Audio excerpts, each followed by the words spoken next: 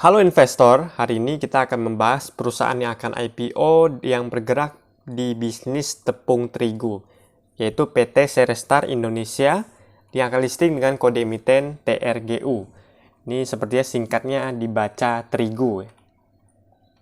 Jadi terigu ini akan masuk ke dalam sektor consumer non-cyclical yang masa book buildingnya sudah dimulai tanggal 17 hingga tanggal 23.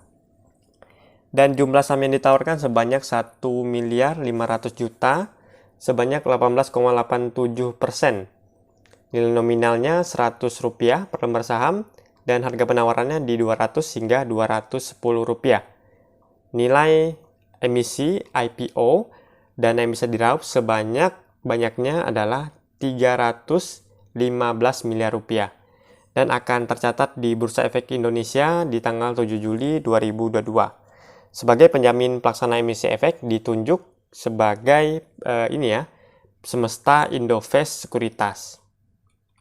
Nah, kita masuk ke bisnis perusahaan. Perusahaan punya 3 bisnis perusahaan sesuai dengan pasal 3 Anggaran Dasar Perseroan. Yaitu pertama adalah aktivitas konsultasi manajemen, yang kedua adalah perdagangan padi dan palawija, dan yang terakhir adalah investasi.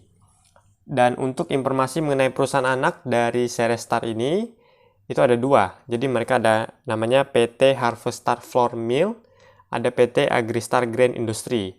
Yang sudah beroperasi saat ini adalah yang pertama, lokasinya ada di Kabupaten Gresik, Jawa Timur. Dan untuk yang kedua ini saat ini belum beroperasi ya. Dan lokasinya ada di Kota Cilegon, Banten. Nah, yang kedua juga ini bisnisnya di real estate yang dimiliki sendiri atau disewa, pergudangan dan penyimpanan, industri penggilingan gandum dan serealia lainnya. Sedangkan untuk Harvestar Flour Mill itu fokus di industri tepung terigu, industri penggilingan gandum dan serealia lainnya.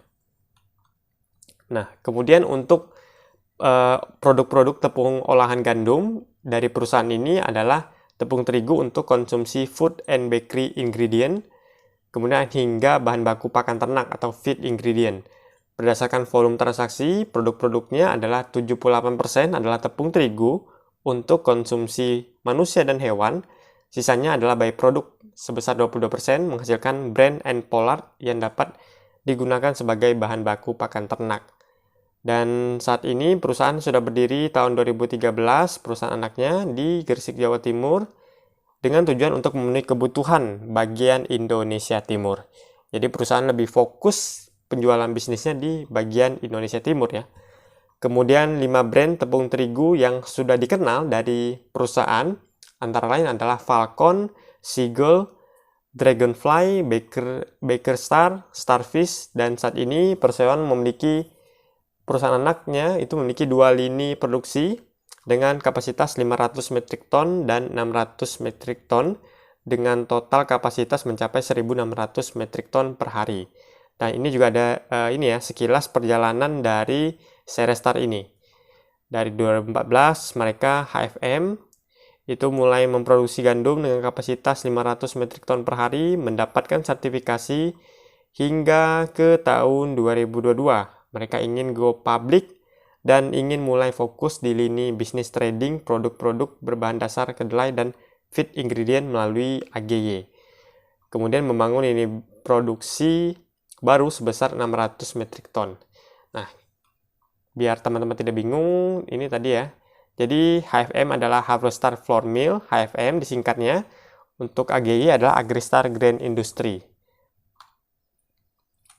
Oke, kemudian kita masuk ke produk dari Serestar ini. Jadi mereka ada 4 end produk yang dinikmati langsung oleh masyarakat. Itu ada retail produk, ada tepung Falcon, kemudian ada bakery ingredient, kemudian ada food ingredient, ada feed ingredient. Nah, feed ingredient ini adalah tepung yang digunakan sebagai khusus untuk pakan ternak. Sedangkan ini adalah produk-produk yang dikonsumsi oleh manusia.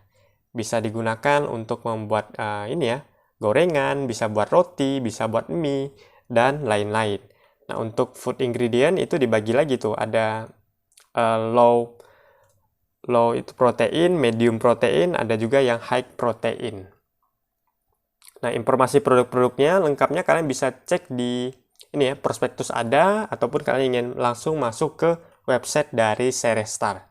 Di sana kalian bisa cek produk-produk lengkapnya. Kemudian untuk struktur permodalan, kita lihat jika nanti akan listing, setelah listing IPO, itu porsi kepemilikan yang paling banyak dimiliki oleh PT Suntera Indonesia, yaitu sebanyak 81% lebih, dan masyarakat menempati posisi kedua, yaitu sebesar 18,87%. Yang ketiga ada Hondro Wijaya. Dan rencana penggunaan dananya akan digunakan sebesar 46,67% digunakan untuk ini ya, HFM, dan digunakan untuk pengembangan bisnis, belanja modal, pengembangan, peningkatan kapasitas pabrik, yaitu pembangunan pabrik dan fasilitas penunjang, serta akan membeli mesin dengan kapasitas 600 metrik ton per hari. Kemudian sekitar 20% digunakan perseroan sebagai modal perusahaan anak HFM juga, untuk pembelian tanah di kawasan industri Gresik untuk pembangunan fasilitas warehouse. Kemudian yang ketiga ada 33,33% akan digunakan sebagai ini ya, setoran modal kepada AGY, yang selanjutnya digunakan untuk pengembangan bisnis, yaitu belanja modal untuk pembangunan fasilitas warehouse juga dan packing facility di daerah Cilegon. Nah, kita masuk ke prospek usaha. Nah, untuk prospek usaha dari Cerestar ini, kalau kita lihat dari penjualan dari Cerestar itu fokusnya, mereka lebih fokus ke bisnis to bisnis ya. Jadi model bisnisnya bisnis to bisnis, lalu sisanya baru dipasarkan secara retail, business to consumer. Pada tahun 2020 sebesar 98% lebih penjualannya itu dilakukan untuk penjualan dalam negeri, sedangkan 1,77% itu lainnya digunakan penjualannya untuk ekspor. Kalau kita lihat tabel penjualan perseroan juga 2020 5 bulan terakhir lokal 715 juta, kemudian untuk 2021 itu mencapai 3 miliar lebih, 3,3 miliar. Jadi meningkat cukup signifikan dari tahun 2020 hingga ke 2021. Nah, kemudian kalau kita cek ini ya, kapasitas produksi dari tepung dari perusahaan-perusahaan yang terkenal yang udah masuk ke 6 perusahaan besar lah gitu ya. Nah, di sini kita lihat untuk perseroan itu udah maksimum nih produksinya, udah memaksimalkan sumber daya produksi yang ada 100%. Sebenarnya Cerestar 92% lebih. Nah, karena sudah maksimal inilah, jadi mereka ingin melakukan ekspansi lagi, membeli mesin baru dengan jalur IPO ini tadi. Kumpulin dana untuk beli mesin baru untuk meningkatkan ini ya, produksi, jumlah produksinya lebih banyak lagi karena sudah maksimal nih yang saat ini sudah ada. Berdasarkan data penjualan Apindo juga terdapat perusahaan dan perusahaan anak berada di dalam posisi ke-6. Posisi ke-6 di 2021, 2020, posisi ke-6 dari sebelumnya posisi ke-7 di tahun 2019. Kemudian kalau digabung nih Cerestar Flour Mill, ini Cerestar dan perseroan, itu maka penjualan mereka itu sebenarnya naik, jadi 400 lebih tambah 300 lebih, sekitar 700-an. 700-an maka akan naik ke posisi kedua, penjualan dari produsen tepung terigu. Nah, karena Cerestar ini merupakan perusahaan afiliasi ya gitu ya, makanya bisa digabung nih. Nah, jadi di bawah posisinya nomor 2 dari Bogasari. Penjualannya yang sangat ini ya, cukup jomplang dengan perusahaan-perusahaan lainnya ya, cukup besar nilainya. Nah, prospek perusahaan juga kalau kita lihat mereka ingin fokus ke bisnis lain nih, ingin melakukan diversifikasi bisnis yang akan fokus ke dalam lini bisnis trading, produksi hasil olahan produk biji-bijian yang berbahan dasar kedelai dan soybean meal atau SBM. Kemudian mereka juga menargetkan untuk masuk ke dalam pangsa pasar retail melalui produk tepung terigu kemasan 1 kilo yang dikenal dengan merek Falcon. Nah, jadi kalau mereka masuk ke dalam bisnis pangsa retail, mereka akan langsung berhadapan langsung dengan ini tadi, Bogasari Group, di mana Bogasari ini merupakan ini ya, anak perusahaan lini bisnis dari Indofood Sukses Makmur. Nah, tepungnya juga kita sangat kenal di masyarakat nih. Saya cukup familiar dengan salah satu tepungnya, yang adalah tepung segitiga biru. Jadi ya kita lihat aja apakah Cerestar ini dengan tepung Falconnya bisa nanti nih meningkatkan penjualannya di tahun berikutnya. Kemudian kita masuk ke risiko. Nah, risiko kalau kita lihat dari prospektus, bahan baku dari perseroan adalah biji gandum. Dan biji gandum itu mayoritas produsennya itu didapat dari impor dari negara-negara ini. Di tahun 2021 itu impor terbanyak persentasenya di ini ya, Black Sea ya, di 34% lebih, kedua Australia 33%, kemudian yang ketujuh paling sedikit India. Dan kalau kita lihat lokasi Black Sea ini, lokasi impor ini di tahun 2021, nah ini Black Sea berbatasan dengan Rusia dan Ukraina yang saat ini sedang mengalami konflik ini ya, perang. Dan kemarin juga baru-baru infonya diberitakan bahwa India stop untuk mengekspor gandum mereka. Jadi ya kalau bisa dikatakan tahun 2022 ini di pertengahan kemarin itu di ini ya, India sudah tidak mengekspor lagi karena kebutuhan krisis pangan. Jadi di negara mereka saja tidak cukup, jadi mereka memutuskan untuk menutup ekspor dan fokus ke ini ya, gandum di dalam negerinya. Nah, hal yang sama juga bisa terjadi dengan negara-negara lainnya karena kondisi krisis terutama di lokasi yang dekat perang ini, Black Sea, ditambah ini ya tingkat inflasi global, perang terutama ini dapat menyebabkan krisis makanan. Ini cukup berbahaya ya. Kemarin juga ada beritanya, diberitakan bahwa ada blokade di jalur Black Sea oleh pasukan tentara dari Rusia. Kemudian kita masuk ke laporan posisi keuangan. Dari sisi aset lancar itu mengalami peningkatan sebesar 70% lebih.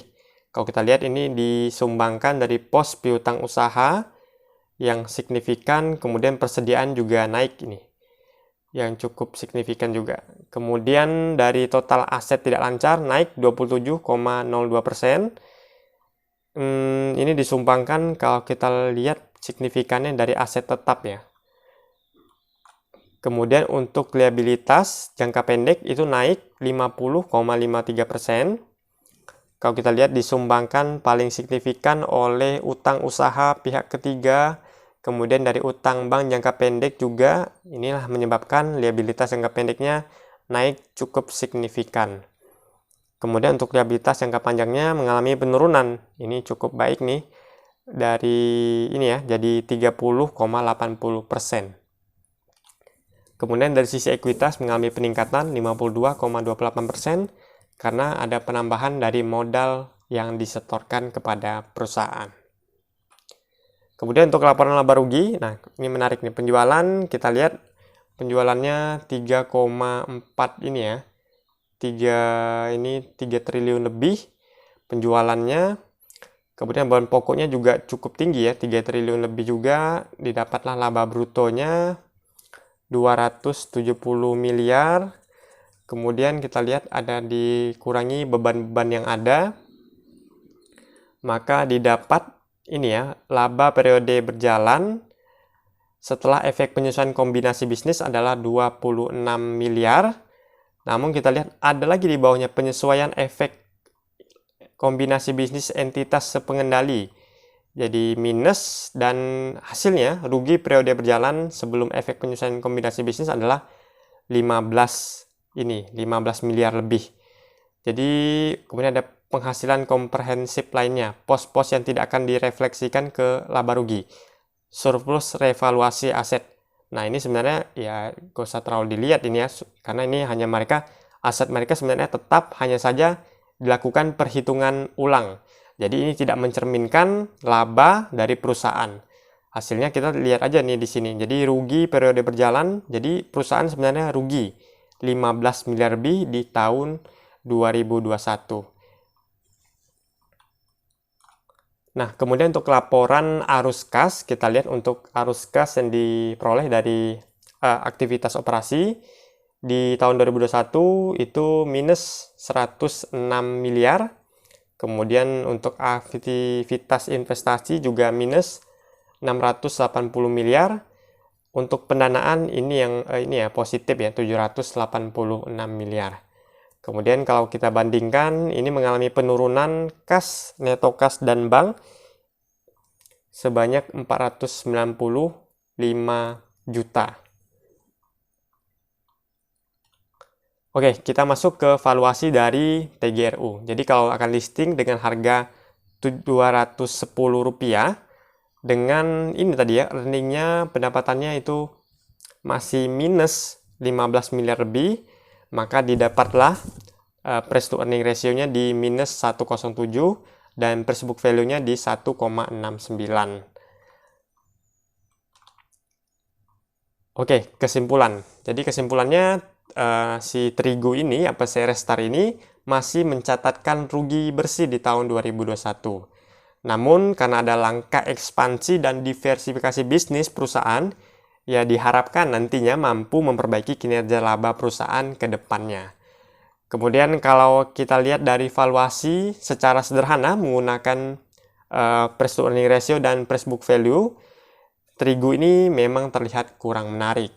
Nah, kenapa saya tidak bandingkan kompetitornya dengan Indofood itu tadi, Bogasari? Karena ya Indofood itu tadi itu lini bisnisnya cukup banyak ya, tidak hanya di Terigu sahamnya. Jadi ya tidak apple to apple lah jika dibandingkan secara kompetitor.